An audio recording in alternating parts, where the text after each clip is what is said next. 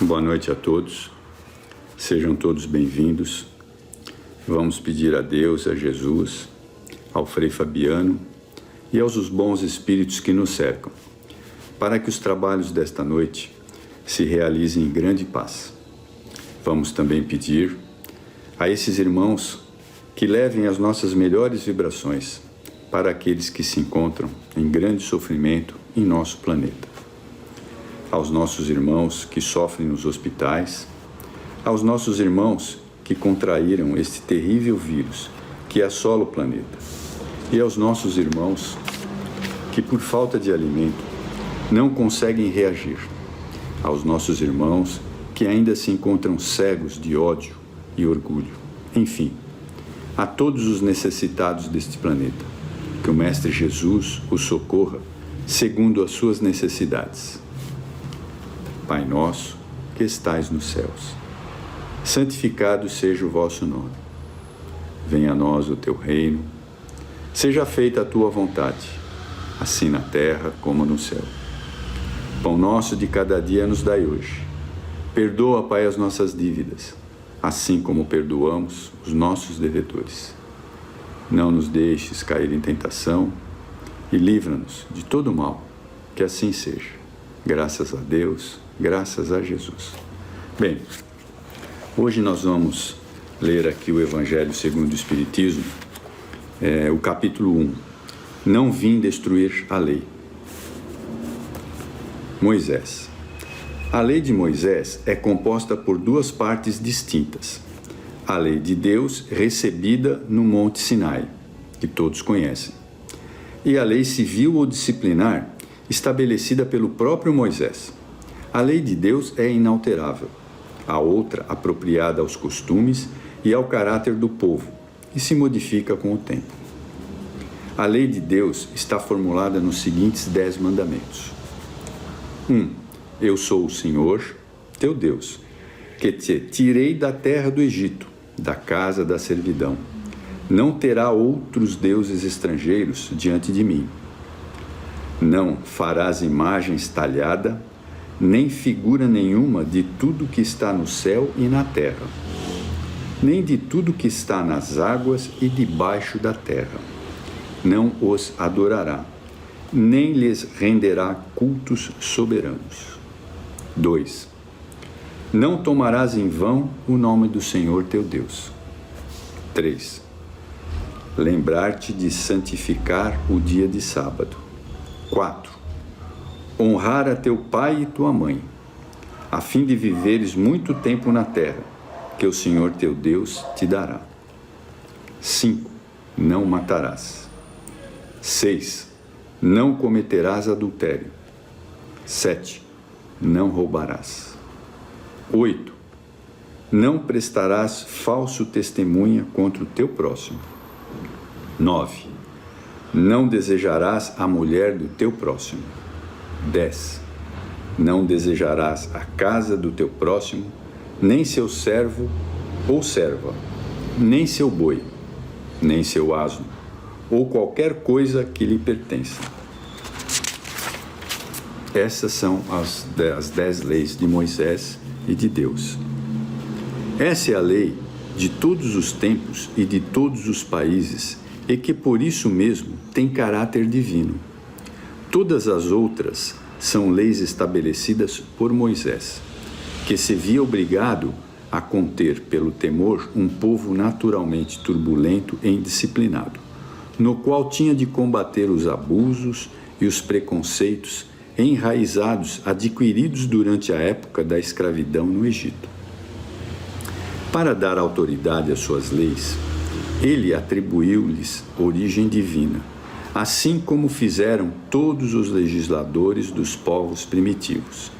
A autoridade do homem precisava se apoiar sobre a autoridade de Deus. Mas apenas a ideia de um Deus terrível podia impressionar homens ignorantes, nos quais o sentido moral e o sentimento de uma delicada justiça ainda estavam pouco desenvolvidos. É evidente que aquele que tinha incluído entre os seus mandamentos, não matarás, não farás mal ao teu próximo, não poderia se contradizer fazendo o extermínio de um dever. As leis mosaicas, propriamente ditas, tinham, portanto, um caráter essencialmente transitório. O Cristo. Jesus não veio destruir a lei, isto é, a lei de Deus. Ele veio cumpri-la, ou seja, desenvolvê-la, dar-lhe seu sentido verdadeiro e apropriá-la ao grau do adiantamento dos homens da época. É por isso que encontramos nessas leis os princípios dos deveres para com Deus e para com o próximo, que constituem a base da sua doutrina. Quanto às leis de Moisés, propriamente ditas, Jesus, ao contrário, modificou-as profundamente, tanto no conteúdo quanto na forma. Combateu constantemente os abusos das práticas exteriores e as falsas interpretações. E não lhes podia ter dado uma reforma mais radical do que reduzindo-o a estas palavras. Quer dizer, Jesus resumiu todos aqueles 10 mandamentos em apenas estas palavras: amar a Deus sobre todas as coisas e ao próximo como a ti mesmo. E acrescentando: está aí toda a lei e os profetas. Por estas palavras, o céu e a terra não passarão antes que tudo seja cumprido até o último jota. Jesus quis dizer que era preciso que a lei de Deus fosse cumprida, ou seja, fosse praticada na terra em toda a sua pureza, com todos os seus desenvolvimentos e todas as suas consequências. Pois, de que serviria estabelecer esta lei, se fosse para o privilégio de alguns homens ou mesmo de um único povo? Sendo todos os filhos de Deus, todos sem distinção, objetos da mesma dedicação, ou seja, todos os homens do nosso planeta estão sujeitos às leis de Deus. 4. Mas o papel de Jesus não foi simplesmente o de um legislador moralista, apenas com a autoridade da sua palavra. Ele veio cumprir as profecias que tinham anunciado a sua vinda. Sua autoridade vinha da natureza excepcional do seu espírito e da sua missão divina. Ele veio ensinar aos homens que a verdadeira vida não está na terra, mas no reino dos céus.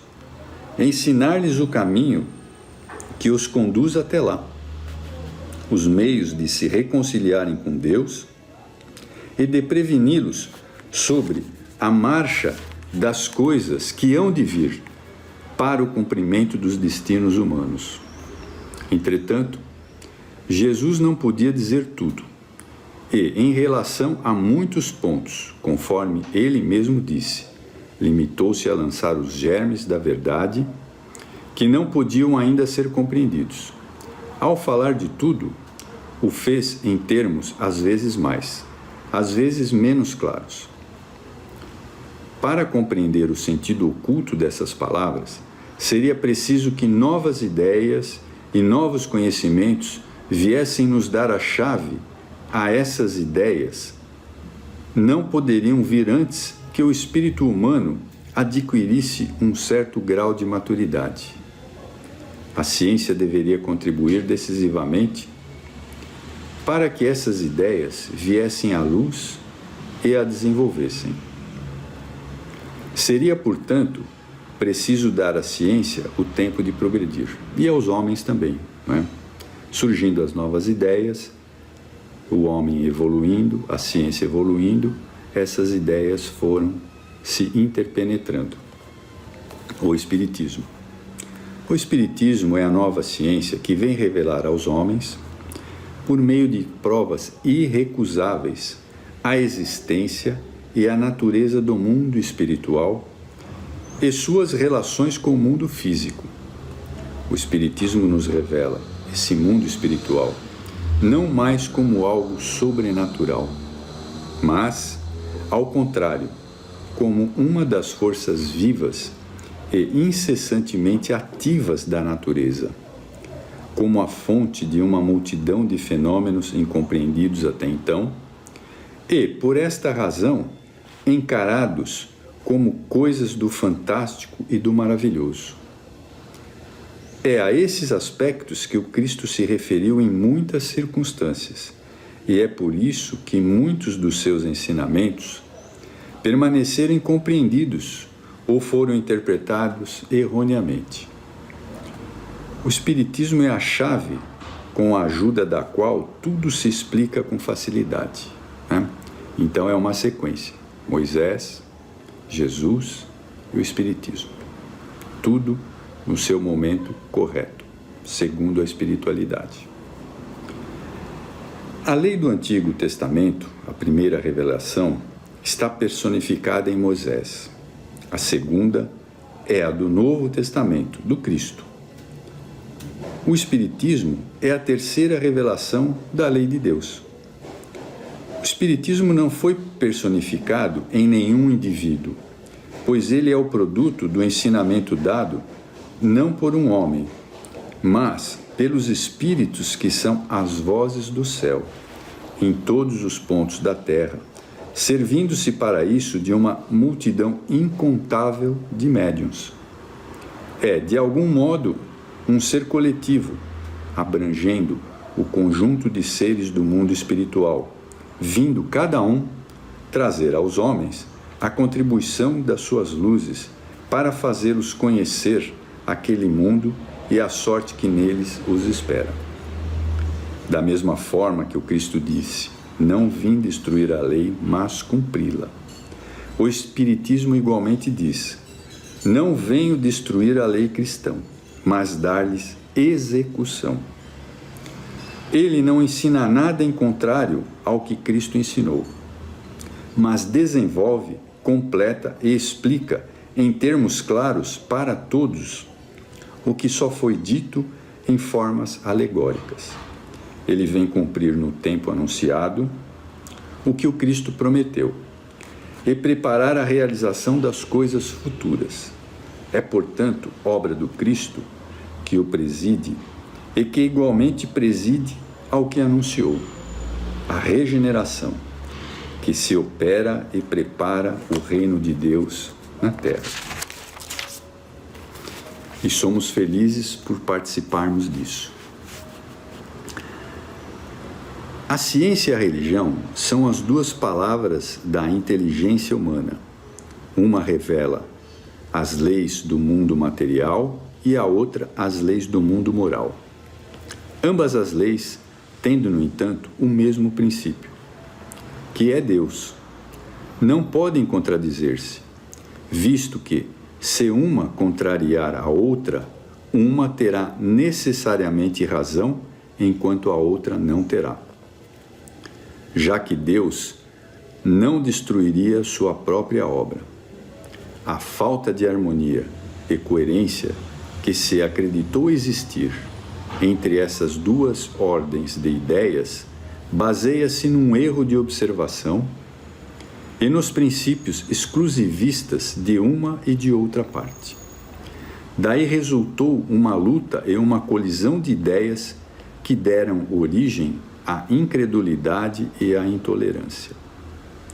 São chegados os tempos em que os ensinamentos do Cristo devem receber seu complemento, em que o véu, propositadamente deixado sobre algumas partes desses ensinamentos, deve ser erguido. A ciência, deixando de ser exclusivamente materialista, deve levar em conta o elemento espiritual. A religião deve reconhecer as leis orgânicas e imutáveis da matéria. Então, estas duas forças juntas, apoiando-se uma na outra, se ajudarão mutuamente. A religião, não sendo mais destemida pela ciência, adquirirá um poder inabalável. Estará de acordo com a razão, já não podendo mais se opor à irresistível lógica dos fatos. A ciência e a religião não puderam se estender até os dias atuais, pois, cada um examinando as coisas do seu ponto de vista exclusivo, repeliam-se mutuamente. Seria preciso alguma coisa para preencher o espaço que as separava, um traço de união que as aproximasse. Esse traço de união está no conhecimento das leis que regem o mundo espiritual e da sua afinidade e harmonia com o mundo corporal. Leis tão imutáveis quanto as que regem o movimento dos astros e a existência dos seres. Estas afinidades, uma vez constatadas pela experiência, fazem surgir uma nova luz. A fé se dirigiu à razão. A razão não encontrou nada de ilógico na fé, e o materialismo foi vencido. Mas nisso, como em tudo, há pessoas que ficam para trás, até serem arrastadas pelo movimento geral, que as esmaga, se tentam resistir ao invés de o acompanhar.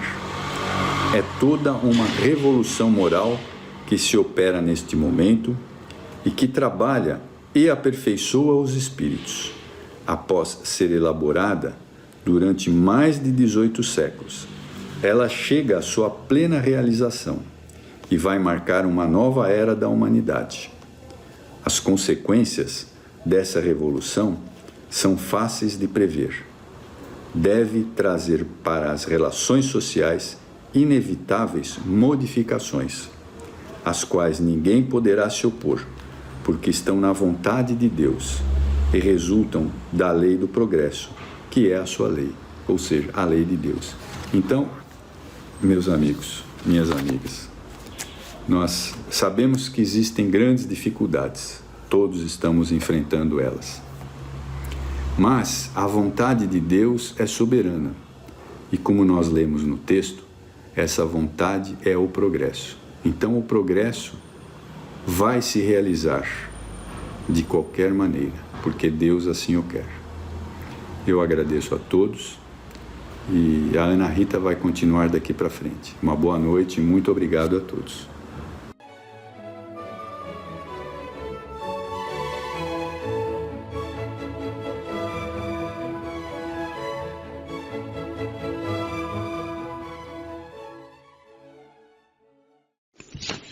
Boa noite a todos. Como vocês estão, meus amigos? Espero que bem. Estamos aí na luta, confiantes, seguindo em frente, tudo está passando. Continuamos ali atentos, né? Mantendo todos os cuidados, porque a pandemia aí está. Mas Deus está no leme, o auxílio não nos falta, confiemos. Sigamos em frente. Mais uma noite reunidos para o estudo da doutrina espírita, para a nossa palestra desta noite. Hoje eu trouxe um capítulo do livro Estudando o Evangelho, de Martins Peralva. Não sei se vocês conhecem, foi um grande estudioso da doutrina. Ele nasceu em 1918 em Sergipe e desde pequeno, com 6 aninhos já, ele presenciava os estudos e práticas do Espiritismo em sua própria residência, né? Seus pais eram médiuns, atuantes. E em determinado momento, acho que foi em perto de 1950, sobre muita emoção, ele conheceu Francisco Cândido Xavier e se mudou para Minas Gerais. E foi lá que ele começou a atuar, estudar, participar da União Espírita Mineira, e ele escreveu 5 obras. E os livros dele é de uma linguagem muito simples, de fácil entendimento, para quem gosta de estudar. Os livros são Estudando a Mediunidade, Estudando o Evangelho, O Pensamento de Emmanuel, Mediunidade e Evolução e Mensageiros do Bem. São 5 livros apenas, ele era escritor e jornalista, mas de uma riqueza de colocações, de maneira simples, que é fácil da gente entender. Eu gosto sempre de falar um pouco do autor, porque muitas vezes a gente não conhece, né? Então, é importante estar falando para quem quer dar continuidade no estudo. O capítulo de hoje fala sobre a renovação. Ele começa colocando a passagem de Mateus que nos fala: brilhe a vossa luz.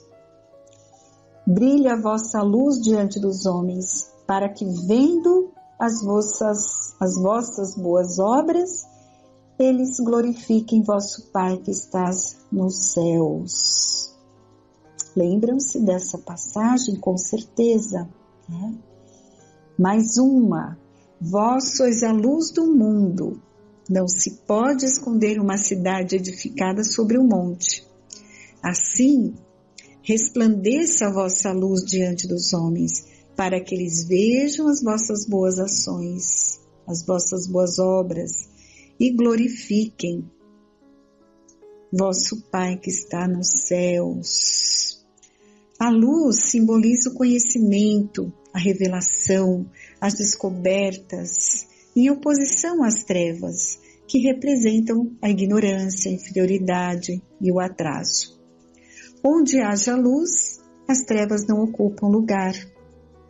Jesus, o nosso mestre, ele reforça essa tese quando nos disse: a luz ainda está convosco por um pouco de tempo. Andai enquanto tendes luz, para que as trevas não vos apanhem, pois quem anda nas trevas não sabe para onde vai. Isso está em Lucas também. O mestre se declara como sendo a própria luz. O modelo de homem de bens está no livro dos Espíritos, né? A questão 625, e que todos nós devemos imitar e seguir. Suas lições contidas no Evangelho são gotas de luz que enobrecem e elevam a alma para Deus. Quando ele recomendou a todos nós, seus discípulos, brilhe a vossa luz, o divino amigo estava encorajando os discípulos a ir a campo e anunciar ao povo a boa nova. Era um trabalho árduo que exigia de cada enviado do mestre muita coragem, determinação e capacidade de persuasão. Ensinando-nos que seu reino não é desse mundo, Jesus nos esclarece que a vida na terra é transitória. É um curto período de aprendizado para o espírito, na sua longa ascensão a Deus. Os espíritos conscientes da vida em suas múltiplas dimensões preocupam-se com seu retorno a este mundo. Sabem a responsabilidade que envolve uma encarnação. Compreendem que todos nós invariavelmente retornamos a esse planeta com uma missão, ainda que pequenina. Por isso, temos que empenhar na divulgação da mensagem espírita, que não é outra senão a do cristianismo redivivo, o Consolador prometido por Jesus. Isso significa agir com desprendimento e dedicação ao trabalho de ajuda ao próximo, atuar com menos críticas pessoais e mais realizações no campo do bem. O médium, ele não deve se recolher porque um dia falhou ao filtrar o pensamento do espírito comunicante. Não! Tais ocorrências são escolhas da prática mediúnica a que todos nós estamos sujeitos. Emmanuel já nos lembra que em matéria de mediunidade importa o serviço. Em qualquer tarefa das boas obras, deixa, pois, que a mediunidade te brilhe nas mãos. Entre a lâmpada apagada e a força das trevas não há diferença. Então, nós temos que brilhar a nossa luz, mesmo sendo ainda instrumentos imperfeitos, sujeitos a enganos e desacertos. Aquele que fala, que é orador, também não deve se calar, porque um dia não estava muito bem ou não estava inspirado. Não, a todo instante somos testados na nossa humildade e no dom de servir. Divulgar a doutrina espírita, seja através da palavra ou da escrita, é caridade sob a forma de mais luz no coração das pessoas.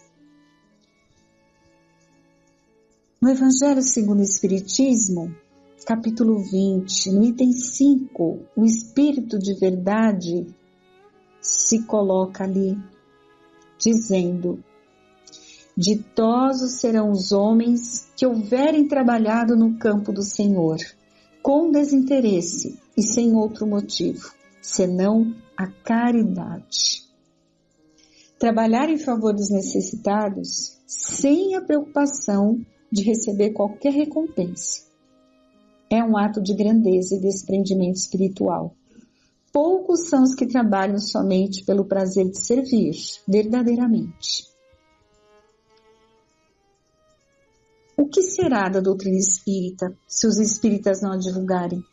O que será da mediunidade se os médios não permitirem que os espíritos se comuniquem por seu intermédio? O verdadeiro espírita tem Jesus como modelo e inspiração. Para ele, a evolução é um processo contínuo. Diante das pessoas difíceis, sejamos pacientes. Ao sermos caluniados, trabalhemos mais. Diante das ofensas, perdoemos 70 vezes 7, como Jesus nos ensinou. E quando chamados a darmos testemunhos da nossa fé, exemplifiquemos. É isso, né, que significa: brilhe a vossa luz. Em qualquer situação em que nos encontremos, lembremos desse ensinamento. Brilhe a vossa luz. E Martins Peralva continua dizendo que o supremo objetivo do homem na Terra é o da sua própria renovação. Aprender, refletir e melhorar-se. Eis a nossa finalidade, o sentido divino da nossa presença no mundo. Então marquemos isso, gente. Temos que aprender, refletir e nos melhorar a cada dia. Essa é a finalidade da nossa encarnação. Brilhe a vossa luz, eis a palavra de ordem enérgica e suave do nosso Mestre Jesus a todos aqueles que lhes herdaram o patrimônio evangélico. O Evangelho aí está, um presente dos céus, para que o ser humano se replete com as suas bênçãos, se inunde de suas luzes e revigore com as suas energias, se enriqueça com os seus ensinos eternos. O Espiritismo, em particular, como revivência do cristianismo, também aí está, ofertando-nos a todos oceânicos tesouros da codificação. Aí perguntamos, de que mais precisa o homem para engrandecer-se? Pela cultura, pelo sentimento, se lhe não faltam os elementos de renovação plena e integral positiva? O que falta ao homem moderno usufrutuar de tantas bênçãos para que brilhe a sua luz? Sabemos que a renovação do homem, sob o ponto de vista moral, intelectual e espiritual, porque temos que progredir nesses três aspectos, né? Nessas três situações, é difícil. Sem dúvida nenhuma, é uma luta intensa para todos nós, espíritos ainda imperfeitos, mas é francamente realizada. É possível. Jesus nos disse isso. Tudo é possível para aquele que crê. Se não estamos conseguindo, é por falta de esforço próprio. É indispensável que nos disponhamos ao esforço transformativo. que o Evangelho, que a doutrina espírita nos fornece, esses ensinamentos abundantemente e sem exigência de qualquer outro preço, a não ser o preço de uma atitude tão simples, mas tão complicada para o ser humano ter: a boa vontade, a disposição de auto-melhoria. O homem, para renovar-se, ele tem que estabelecer um programa tríplice, para que brilhe a sua luz. Como ele falou ali, tem que ser baseado no estudo, na meditação e no trabalho. Então, retomemos. Ele começou falando que a renovação é o caminho do aprender, refletir e melhorar-se. Como é que nós fazemos tudo isso? Aprender, refletir e melhorar-se. Estudando, meditando e trabalhando. O estudo nós obtemos através da leitura do Evangelho, dos livros da doutrina espírita, de qualquer obra educativa, religiosa, filosófica, que nos tragam ensinamentos, reflexões, que nos levem a projetar a mente na direção de ideais superiores. E o estudo ele deve ser meditado, assimilado, e não feito mecanicamente, né, sem interiorizarmos. Temos que pôr em prática, a fim de que realmente todos esses ensinamentos se transformem em frutos de renovação efetiva, positiva e consciente. É o que a gente falou ali agora há pouco. Conhecereis a verdade e a verdade vos fará livres. Tudo é possível para aquele que crê. É assim que nós vamos nos transformando, alimentando a nossa alma com tudo isso, conhecendo o caminho, combatendo as imperfeições, nos transformando. Quando ele fala da meditação, é o ato pelo qual se volve o homem para dentro de si mesmo, onde encontrará Deus, no esplendor da sua glória, na plenitude do seu poder. O reino de Deus está dentro de vós. É através da prece, na meditação, que o homem obtém a fé de que necessita para a superação das suas fraquezas e a esperança que lhe estimulará o bom ânimo na arrancada penosa. É onde ele vai encontrar o conforto, o bem-estar, que vai lhe dar força, coragem nos momentos difíceis. É onde ele vai encontrar o equilíbrio interior, é na prece, na comunicação com Deus, na meditação, sentindo a presença dos benfeitores amigos junto a ele. É assim que ele vai se fortalecendo moralmente e se inspirando para o bem. E por fim, Martins Peralva nos lembra do trabalho.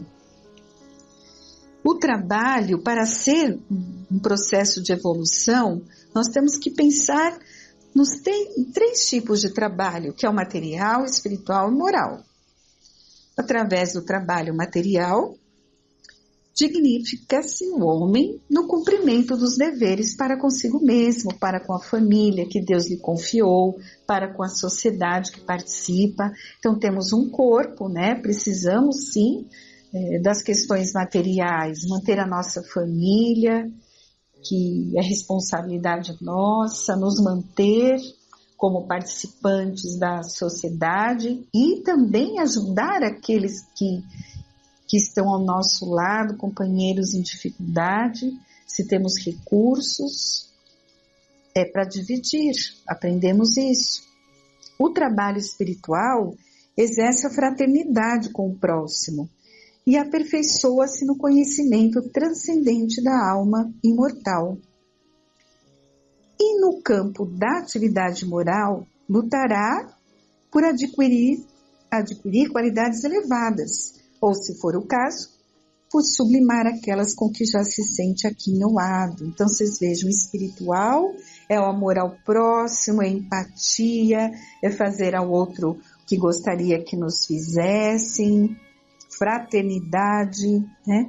E moral é aquela luta combatendo as nossas imperfeições, o nosso egoísmo, a nossa vaidade.